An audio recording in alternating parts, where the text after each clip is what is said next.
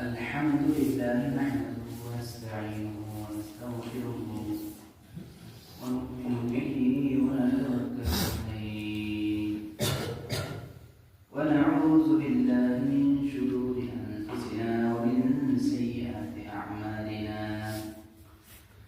من يهده الله فلا مضل له ومن يضلل فلا هادي له ونشهد أن لا إله إلا الله وحده لا شريك له ونشهد أن سيدنا وسندنا وحبيبنا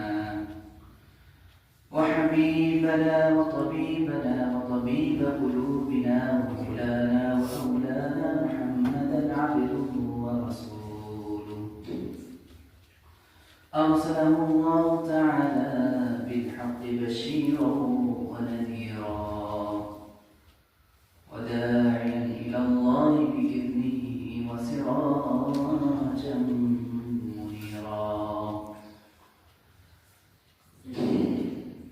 أما بعد فقد قال الله تعالى في كلامه المجيد وفرقانه الحميد أعوذ بالله من الشيطان الرجيم بسم الله الرحمن الرحيم الحمد لله رب العالمين الرحمن الرحيم مالك يوم الدين إياك نعبد وإياك نستعين اهدنا الصراط المستقيم صراط الذين أنعمت عليهم غير المغضوب عليهم ولا الضالين آمين صدق الله العظيم الحمد لله মহান আল্লাহ পাকের দরবারে লাখো কোটি শুকরিয়া যে আল্লাহ পাক রব্বুল আলামিন আমাদেরকে কোরআনের তাফসীরের মজলিসে আসার বসার এবং কিছু কোরআনের আলোচনা বলা এবং শোনার তৌফিক দান করেছেন। এই জন্য আল্লাহ পাকের দরবারে দিল থেকে শুকরিয়া আদায় করি আলহামদুলিল্লাহ। সম্মানিত মুসলিম কেরাম, ধারাবাহিকভাবে তাফসীরের মজলিস চলতেছে। গত সপ্তাহে আমরা শুনেছিলাম আউযু বিল্লাহি মিনাশ শাইতানির রাজীম এর তাফসীর শুনেছিলাম গত সপ্তাহে। আজকে শুনবো বিসমিল্লাহির রহমানির রহিম এর কিছু আলোচনা, তাফসীর এবং কিছু ব্যাখ্যা বিশ্লেষণ। সর্বপ্রথম আমরা বিসমিল্লাহির রহমানির রহিম এর অর্থ শুনবো। বিসমিল্লাহির রহমানির রহিম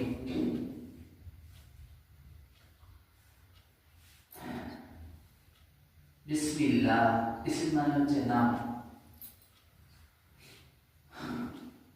আর রহমান আর রহিম আল্লাহ আল্লাহ তাআলার জাতি একটা নাম। আর রহমান আর রহিম, আর রহমান হলো যিনি পরম করুণাময়, যিনি পরম করুণাময়, এবং আর রহিম হলো অসীম বা অতি দয়ালু বা দয়াময়। তাহলে আমরা জানলাম বিসমিল্লাহির রহমানির রহিম এর অর্থ হলো পরম করুণাময়, অসীম বা অতি দয়ালু আল্লাহর নামে শুরু করছি। এখন আসেন বিসমিল্লাহ এর মধ্যে তিনটা শব্দ আছে। বিসমিল্লাহ প্রথম মধ্যে বা সিন মিম আছে না, তিনটা শব্দ কিতাবে আছে। এই তিনটা হরফ বা সিন মিম, এই তিনটা হরফ তিনটা অবস্থার দিকে ইঙ্গিত দেয়। এর মধ্যে এক নম্বর হলো সৃষ্টির পূর্বে না থাকার অবস্থা, আমাদেরকে আল্লাহ পাক রব্বুল আলামিন যখন সৃষ্টি করেন নাই আমরা কিন্তু ছিলাম না। 2 নম্বর হলো পার্থিব জীবনে থাকার অবস্থা, এই যে বর্তমান আমরা আছি এই অবস্থা। 3 নম্বর হলো পরকালের চিরস্থায়ী অবস্থা। তাহলে 3টা অবস্থা হলো না?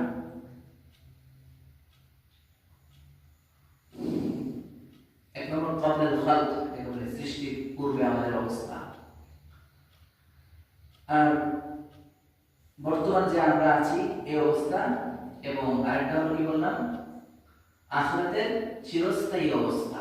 এই 3টা অবস্থা থেকে প্রথম 3টা এই হরফের ইঙ্গিত দেয়, এবং এই 3টা অবস্থাকে সৃষ্টি করেছেন বিসমিল্লাহ, ওই আল্লাহ, ওই আল্লাহ যিনি এই 3টা অবস্থা কি করেছেন, সৃষ্টি করেছেন। এখন আসেন আর রহমান এবং আর রহিম। আর রহমান এই শব্দটিকে বলা হয় সিগায়ে মুবালাগা, মুবালাগা সিগা। আর রহমান আর রহিম, আর রহমান পরম করুণাময় এবং আর রহিম হলো অসীম এবং অতি দয়ালু, দয়াবান। প্রথমে আসেন আর রহমান। আর রহমান আল্লাহ তাআলা যে রহমান, যে দয়ালু, এই দয়াটা ব্যাপক অর্থের উপর বুঝাবেন। অর্থাৎ তিনি দয়াটা কাফেরদের উপরে করবেন এবং মুসলমানদের উপরে করবেন, সবার উপরে করবেন।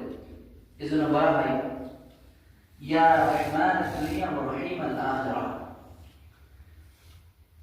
রহমান আল্লাহ তাআলা দুনিয়ার কাফের, মুসলমান, দিনদার, বেদিন সবার উপরে আল্লাহ তাআলা কি করেন, দয়া করেন। রহিম, রহিম আল্লাহ তাআলা শুধু আখিরাতে দয়া করবেন। তিনি যে অতি দয়ালু, এই দয়াটা শুধু মুমিনদের জন্য খাস হবে। কোথায় বলেন? আখিরাতে। দুনিয়াতে আল্লাহ পাক রব্বুল আলামিন যিনি রহমান দুনিয়া, দুনিয়ার রহমান, যিনি মুসলমানদেরকে যেরকম খাবার থেকে শুরু করে সমস্ত প্রয়োজনীয় জিনিসগুলো দান করেন, তদ্রুপ কাফিরদেরকেও দান করেন যারা আল্লাহকে ডাকে না। রহিম আল আখিরাহ, আখিরাতের যে রহিম, দয়ালু, এই রহমতটা শুধু মুমিনদের জন্য খাস হবে, নির্দিষ্ট হবে। শুধু মুমিনদেরকে আল্লাহ পাক রব্বুল আলামিন সেই আখিরাতে জান্নাত দান করবেন, রহমত করবেন, দয়া করবেন। তাহলে রহমান এবং রহিম এই দুইটার মাঝে পার্থক্যটা আমরা বুঝতে পারলাম তো নাকি? আচ্ছা, এই বিষয়ে অনেক লম্বা জোর আলোচনা আছে, আমি সংক্ষিপ্তভাবে আগে গেছি, আর নাহলে কিন্তু আলোচনা শেষ হবে না। এখন আসে বিসমিল্লাহর কিছু বিশ্লেষণ। আমরা প্রতিটা কাজের, প্রতিটা বৈধ কাজ, হালাল কাজের শুরুতে আমরা কি করি? আল্লাহর নাম নিই। এটা ইসলামের একটা সভ্যতা, একটা সংস্কৃতি, একটা রীতি। এই রীতিটা অনুসরণ করলে 3টা সুফল পাওয়া যায়। বলুন কয়টা সুফল? 3টা। এর মধ্যে একটা হলো অনেক খারাপ কাজ থেকে বাঁচা যায়। আল্লাহর নাম যদি সবসময় আমাদের স্মরণ করার অভ্যাস থাকে, তাহলে বিভিন্ন প্রকারের গুনাহ এবং খারাপ কাজ থেকে আমরা বাঁচতে পারবো, বাঁচা সহজ হবে। 2 নম্বর, প্রতিটা বৈধ এবং সঠিক কাজের প্রতি উৎসাহ সৃষ্টি হয় এই বিসমিল্লাহ, আল্লাহর নামের স্মরণ করার মাধ্যমে। কারণ সাধারণত মানুষ অবৈধ এবং অসংগত কাজ আল্লাহর নামে কি করে না, শুরু করে না। আল্লাহর নাম মনে আসলে মুখে জপার একটা অভ্যাস থাকলে কি মনের মধ্যে একটা ভয় কাজ করে, ঠিক না? তাহলে ভালো কাজের প্রতি আমাদের উৎসাহ সৃষ্টি হবে আল্লাহর নাম বিসমিল্লাহ সবসময় মুখে থাকলে। তিন নম্বর, এই ক্ষেত্রে সবচেয়ে বড় সুফল হলো প্রতিটা কাজ যখন আমি আল্লাহর নামে শুরু করব, তখন আল্লাহ তাআলার একটা সাহায্য, একটা সমর্থন, একটা সহায়তা আমার সহযোগী হবে।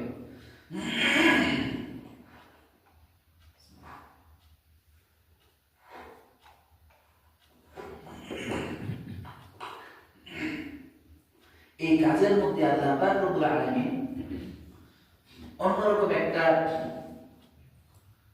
বরকত, রহমত ঢুকিয়ে দিবেন। এই ভালো কাজটা আমরা পূর্ণ করতে আমাদের সক্ষমতা প্রদান করবে। তাহলে এই তিনটা সুফলের কথা বললাম।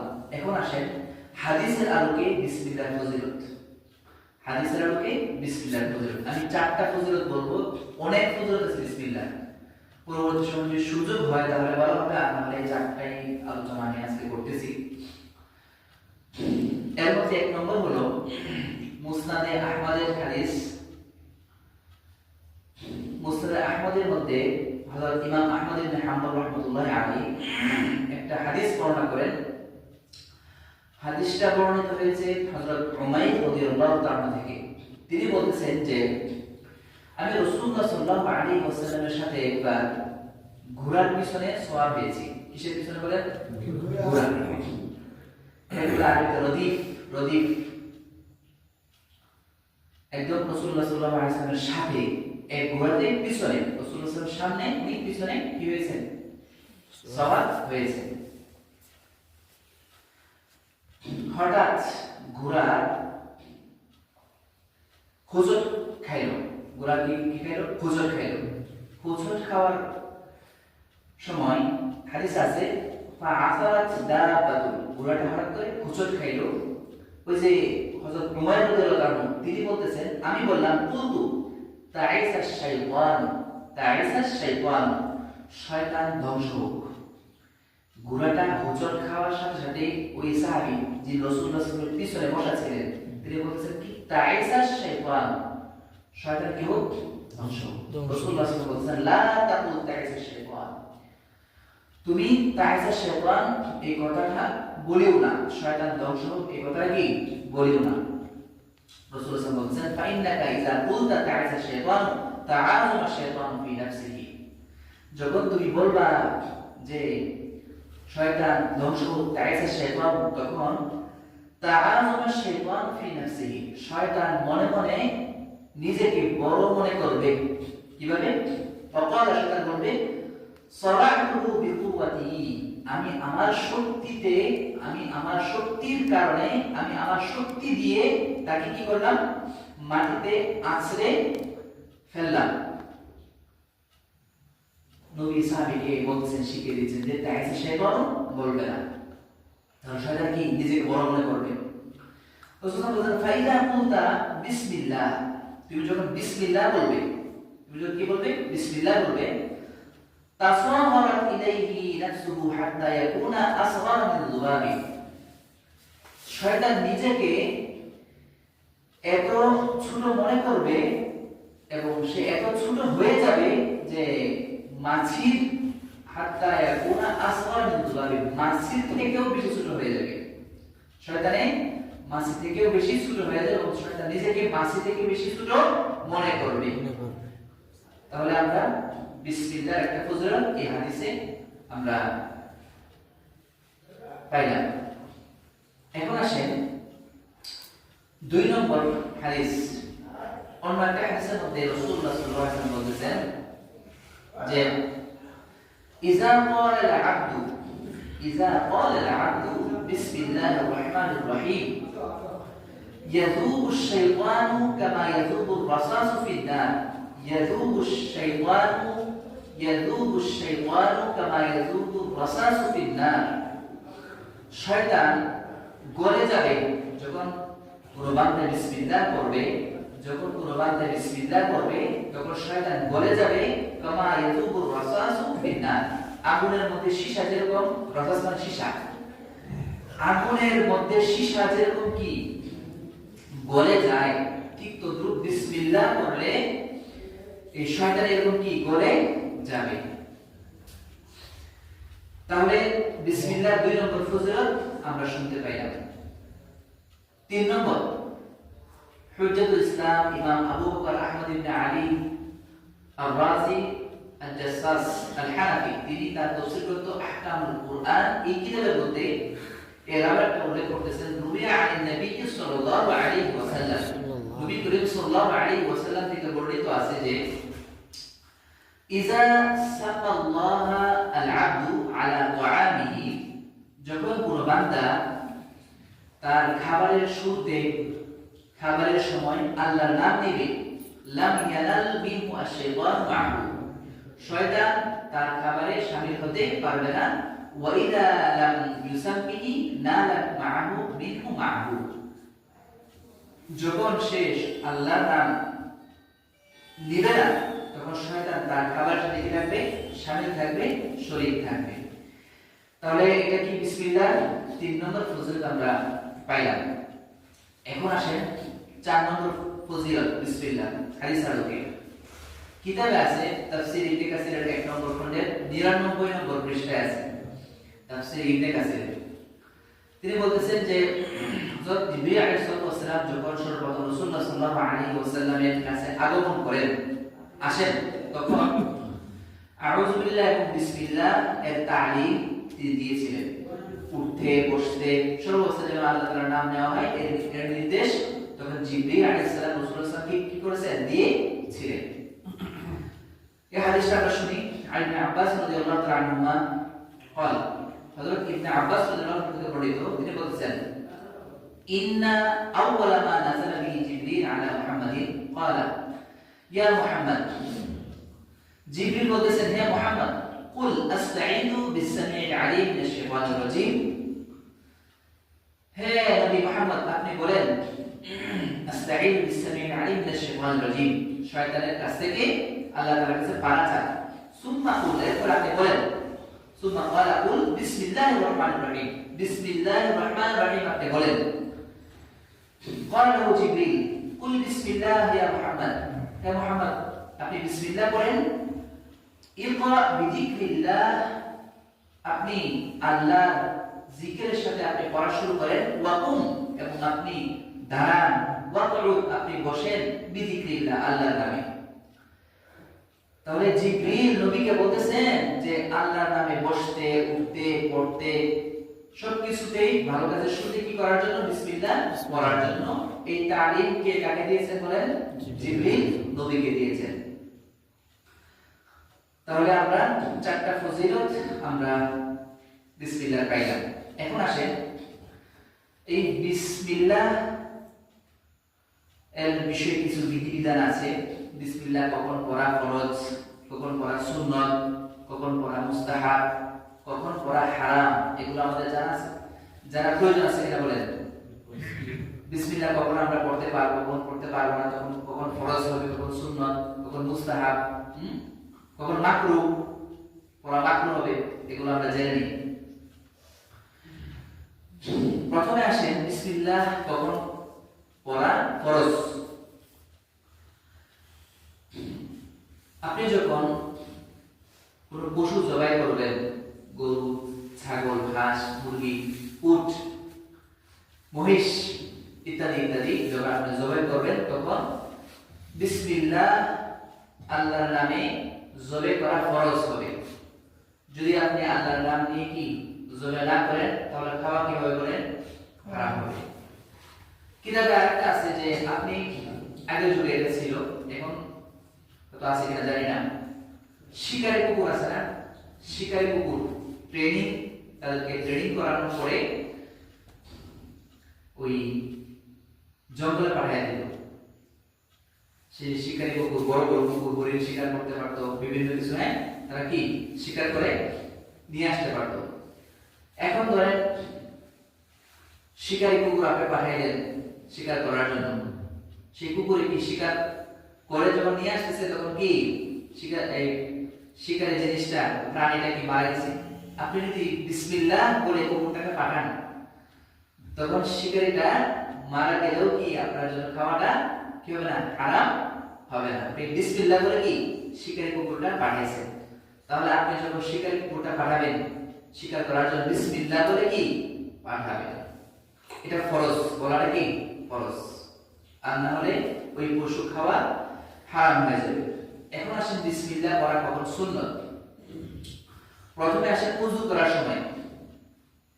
ওযু করার সময় আমরা কি করি? বিসমিল্লাহ ওয়া আলহামদুলিল্লাহ করি না?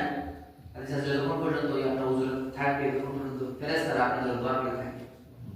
বিসমিল্লাহ ওয়া আলহামদুলিল্লাহ, ছোট্ট দোয়া, সহজ না? বিসমিল্লাহ ওয়া আলহামদুলিল্লাহ এটা ওযু করেন, যতক্ষণ পর্যন্ত আপনার ওযু থাকবে ফেরেশতারা আপনার জন্য দোয়া করবে। দুই নম্বর, খাবার খাওয়ার সময় বিসমিল্লাহ ওয়া বারাকাতুল্লাহ বলে আমরা বিসমিল্লাহ আল্লাহর নাম নেওয়া, এটা কিন্তু সুন্নাত। নামাজের প্রত্যেক রাকাতে সূরা ফাতিহা পাঠ করার পূর্বে বিসমিল্লাহ পড়া কি সুন্নাত, এবং প্রতিটা গুরুত্বপূর্ণ ভালো কাজ শুরু করার সময় বিসমিল্লাহ পড়া কি সুন্নাত। তাহলে আমরা বিসমিল্লাহ পড়া কখন ফরজ এটাও জানলাম এবং কখন সুন্নাত এটাও কি জানলাম। এখন আসেন বিসমিল্লাহ পড়া কখন কি মুস্তাহাব। বিসমিল্লাহ নামাজে সূরা ফাতিহা পড়ে অন্য সূরা মিলানোর পূর্বে বিসমিল্লাহ পড়া কি মুস্তাহাব, এবং উঠা বসা চলাফেরা এই সময় কি বিসমিল্লাহ পড়া কি মুস্তাহাব। তাহলে মুস্তাহাবটাও জানলাম কখন মুস্তাহাব। এখন আসেন হারাম। বিসমিল্লাহ পড়া কখন হারাম হয়ে যায়, কখন বিসমিল্লাহ আপনি পড়তে পারবেন না। হারাম কাজ করার সময় কেউ যদি কোনো হারাম কাজ শুরু করে বিসমিল্লাহ বলে, তাহলে বিসমিল্লাহ পড়া তখন কি হয়ে যাবে? হারাম হয়ে যাবে। বিসমিল্লাহ পড়া যাবে না। চুরি করা, নাজায়েজ কাজ করা এই সময় বিসমিল্লাহ পড়া কি হারাম। এরকম ব্যক্তি, এরকম ভাবে জুনুবি ব্যক্তি যার উপর গোসল ফরজ হয়েছে সেও বিসমিল্লাহ পড়তে পারবে না, তারা ওদের উদ্দেশ্যে বিসমিল্লাহ পড়তে পারবে না। কিতাবে আছে যে শরাব পান করার সময়, জিনা, চুরি ইত্যাদির সময় কেউ যদি জিকির তেলাওয়াতের যদি বিসমিল্লাহ পাঠ করে সে কাফের হয়ে যাবে। আল্লামা শামী রাহমাতুল্লাহ আলাইহি বলতেছেন যে নিশ্চিত হারাম, যে হারাম যেটা হারাম বিষয়ে কোনো কি নাই, মানে সন্দেহ নাই এই জিনিসটা হারাম হওয়ার ব্যাপারে, নিঃসন্দেহে হারাম একটা কাজ করার সময় যদি কোনো ব্যক্তি বিসমিল্লাহ পড়ে, আল্লামা শামী রাহমাতুল্লাহ আলাইহি বলতেছেন সে কাফের হয়ে যাবে, সাথে সাথে কাফের হয়ে যাবে, ইসলাম থেকে বের হয়ে যাবে। তাহলে আমরা বিসমিল্লাহ পড়া কখন হারাম হবে তা আমরা জানতে পারলাম। এখন আসি বিসমিল্লাহ পড়া কখন মাকরুহ। কুরআন শরীফে একটা সূরা আছে, এই সূরার শুরুতে বিসমিল্লাহ নেই। বলেন তো দেখি, তোমরা বলো না, তাওবা বলেন, সূরা তাওবা, এটাকে সূরা বারাআত বলে, সূরা বারাআত বলে। তাহলে আমরা অনেকে জানি সূরা তাওবার শুরুতে কি নাই? বিসমিল্লাহ নেই। কি নাই? আমরা যখন এই যে সূরা ফাতিহা শুরু হইতেছে, সূরা বাকারা শেষ হবে, আল্লাহ যদি চান আলে ইমরান শেষ হবে, এরপরে এভাবে যখন সূরা বারাআত আসবে না, সূরা তাওবা, তখন বিসমিল্লাহ কেন নাই? কারণ তো আমরা জানি না, জানি সূরা তাওবার শুরুতে বিসমিল্লাহ কেন নাই? এর অনেকগুলো কারণ আছে, ওই সময় বলা হবে। যদি আপনারা থাকেন, আমি যদি থাকি, আল্লাহ হায়াত রাখেন, আর যদি তৌফিক হয় ওই সময় ইনশাআল্লাহ বিস্তারিত আলোচনা আসবে সূরা তাওবার শুরুতে বিসমিল্লাহ কেন নাই। এখন আসেন এই সূরা তাওবা আপনি যখন শুরু করবেন, যদি পূর্বের সূরার সাথে মিলিয়ে তেলাওয়াত করেন তাহলে বিসমিল্লাহ পড়াটা মাকরুহ হবে। বলেন কি বলছি? যদি পূর্বের সূরার সাথে মিলানোর সময় যদি বিসমিল্লাহ পড়েন, আপনি তেলাওয়াতের মাঝখানে সূরা তাওবা চলে আসছে, তখন আপনি যদি সূরা তাওবা শুরু করার সময় বিসমিল্লাহ পড়েন তাহলে মাকরুহ হবে। হ্যাঁ, আপনি তেলাওয়াত শুরু করতেছেন, এখন আপনি সূরা তাওবা দিয়ে তেলাওয়াত শুরু করতেছেন, তখন বিসমিল্লাহ পড়া কি হবে না? মাকরুহ হবে না। আশা করি বিষয়টা বুঝতে পারছেন। এরকম ভাবে কেউ যদি এই অপবিত্র অবস্থায়, অপবিত্র স্থানে এবং উলঙ্গ অবস্থায় অথবা বিড়ি, সিগারেট ইত্যাদি সে পান করার সময় বা দুর্গন্ধময় কোনো জিনিস খাওয়ার সময় বিসমিল্লাহ করে, তাহলে তার জন্য বিসমিল্লাহ পড়া কি হবে? মাকরুহ হবে। বিষয়টা বুঝতে পারছেন তো আশা করি। তাহলে আমরা সংক্ষিপ্তভাবে জানতে পারলাম বিসমিল্লাহ পড়া কখন ফরজ, কখন সুন্নত, কখন মুস্তাহাব, কখন হারাম, কখন কি মাকরুহ, এগুলো আমরা জানলাম। এগুলো আমরা মনে রাখবো। পরের কথাগুলো গুরুত্বপূর্ণ না, মাসালাগুলো এগুলো আমাদের হয়তো অনেকেই জানা থাকে না। তো যাই হোক, বিসমিল্লাহ সম্পর্কে আরো অনেক গুরুত্বপূর্ণ আলোচনা আছে, যেগুলো আশা করি যদি সামনে যদি সময় হয় আলোচনা করব। আজকে বিসমিল্লাহ সম্পর্কে আলোচনা এতটুকুই। আগামী সপ্তাহে ইনশাআল্লাহ আল্লাহ যদি তৌফিক দান করেন, আগামী শুক্রবার মনে হয় আলোচনা হবে না তাফসীর কোরআন, কারণ 20 তারিখ হচ্ছে শুক্রবার।